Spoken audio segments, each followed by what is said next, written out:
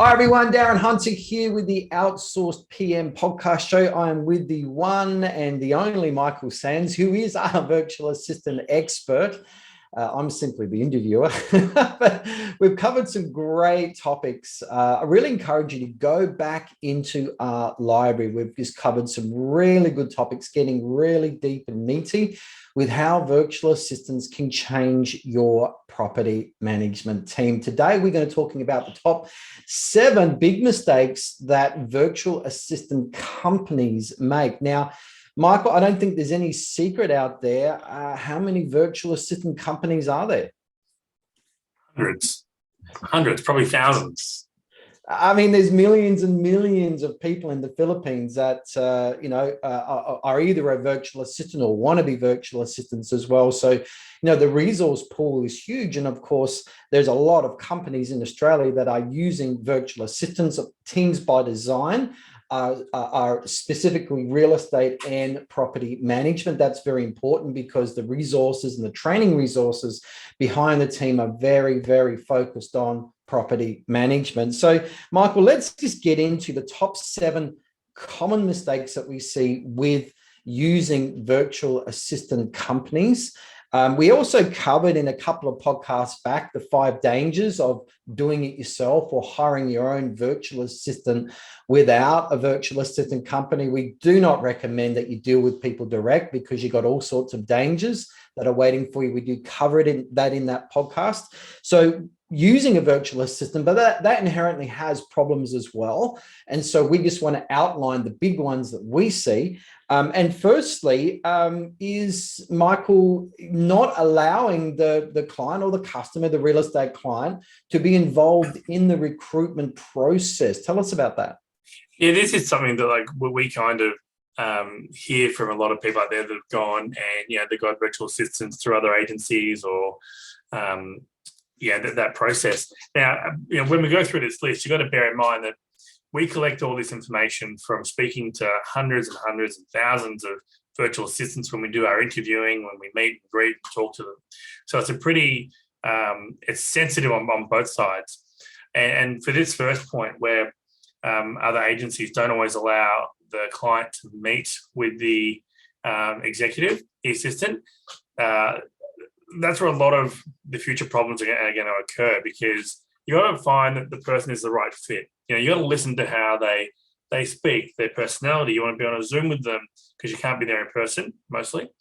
When we introduce executive assistants to our clients, we normally introduce between 2 and 4 people to them because they're all great, they're all qualified, they're all got their head screwed on, but the personality is not right? So they have a chance to kind of say, yep, Michael, I'd love to work with Dennis, right? He seems the right fit for our culture. But if I just said to you, oh, here you go, Darren, you got to work with Dennis now, good luck. It'll be good for the first month or 2, but then you realize that, hang on, Dennis doesn't know what he's doing. He doesn't believe in our culture, our values. He's not there, and issues start to form. Now, Michael, with Teams by Design, we're aware that there's 11 checkpoints that you put people through in the recruitment process. But one of those checkpoints, and by the way, everyone, a few podcasts back, we do actually have the 11 checkpoints of recruiting a virtual assistant that Teams by Design do. Go and check that out. But one of those, Michael, is very much the interview process that the real estate client is involved with, including listening to audio recordings, and watching a video as well, but actually meeting and choosing that person and having the full involvement with the recruitment process. Yeah, correct. We want the client to be fully involved in the process. Yeah, I think it's very important because they are a team member. You're not going to go and employ someone in your office without a recruitment process and meeting with them to make sure that you can trust them and that you're comfortable with them. The virtual assistant process is no different because they're not a robot. They're a real person and they're going to be a vital part of your team. They just don't have their desk in your office. There's going to be a desk at the end of an internet connection. So same thing. All right, let's move on. The next one is when they are recruited, Michael, there are strict rules in place about the communication you can have with your virtual assistant. And I know there's places that will not allow any face-to-face like on Zoom, or won't allow any phone calls. It's all got to be done by email and chat.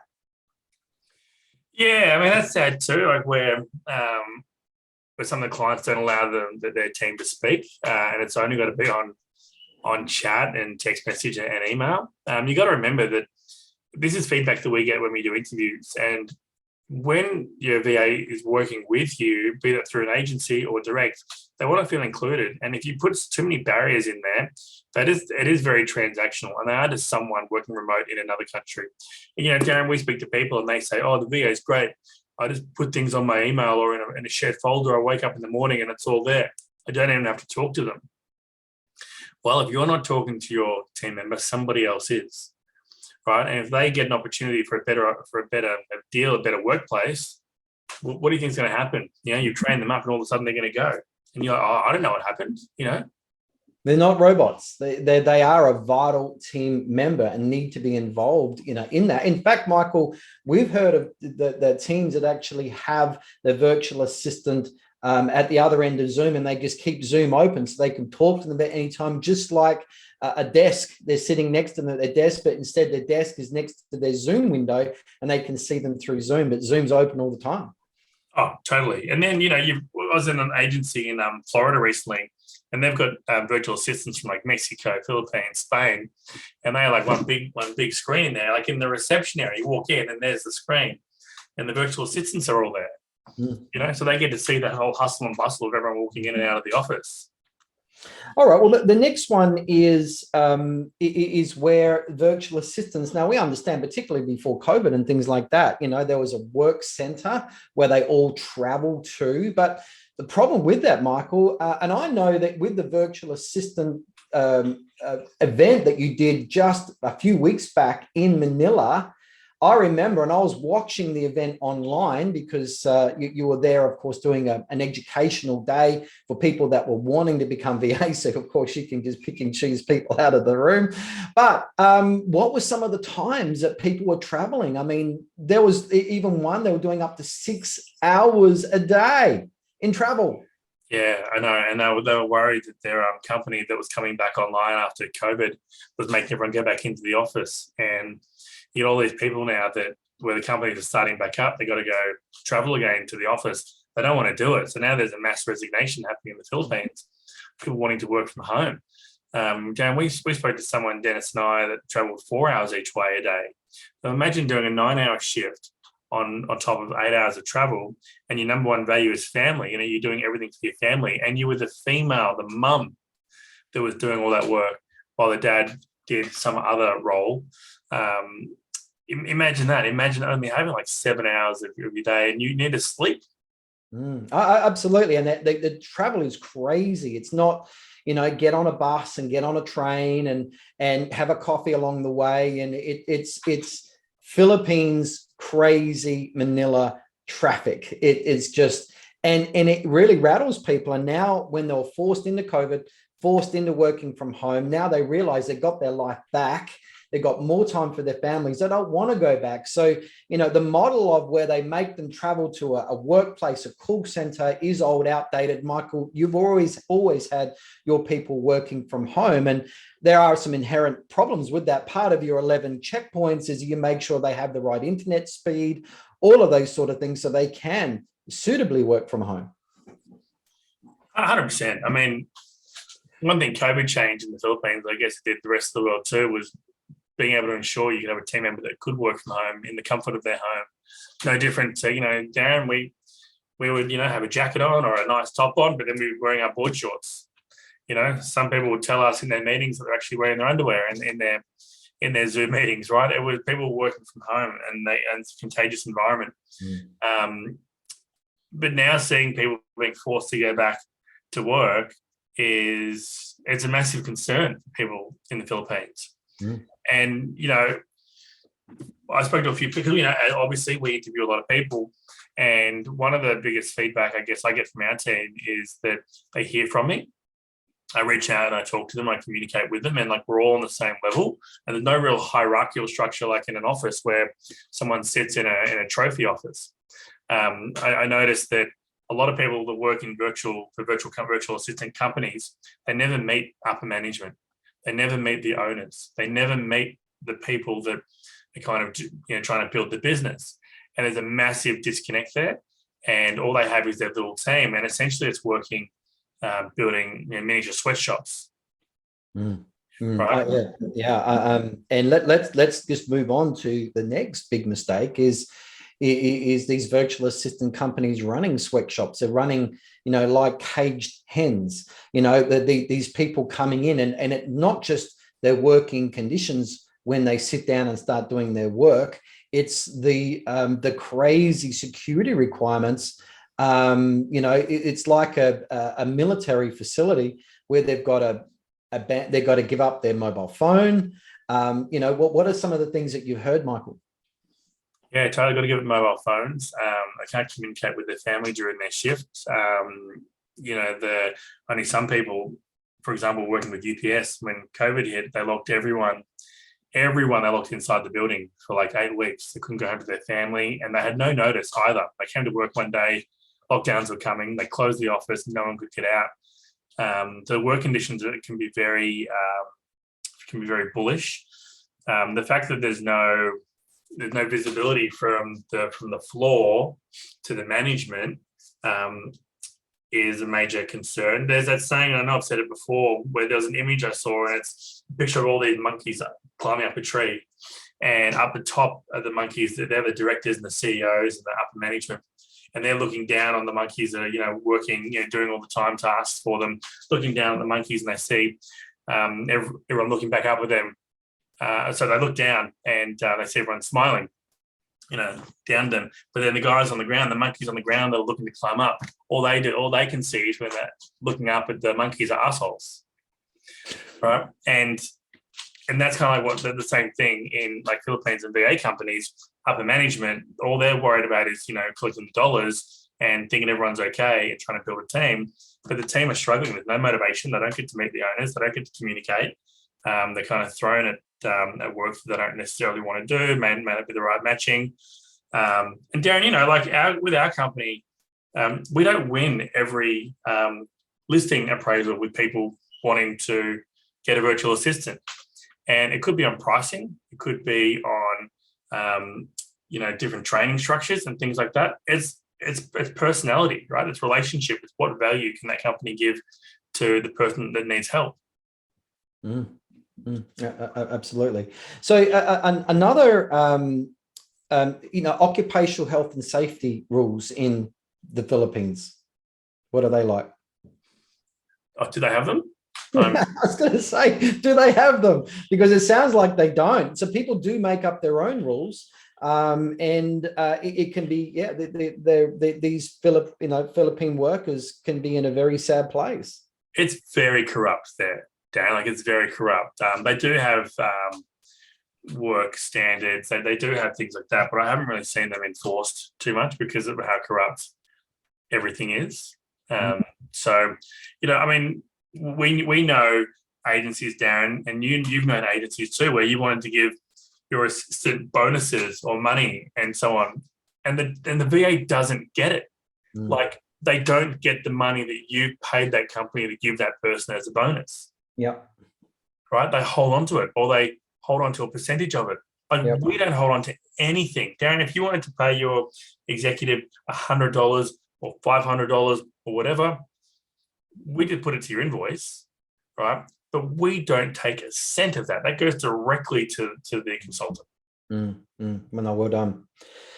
All right, well, let's move on. In a lack of culture, a lack of family. So I know that with Teams by Design, you're very strict, very serious about creating a good culture. And so when you went to see the team and you flew some crazy miles over a number of islands in the Philippines just a few weeks back, you did a lot of island hopping to see each of your teams on those. But what were some of the things that you got up to? What were some of the things that you did to create culture? Lots of alcohol, Darren. There was lots of alcohol.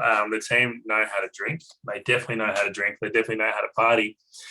Given with COVID, we weren't able to meet so many of our team physically, face to face.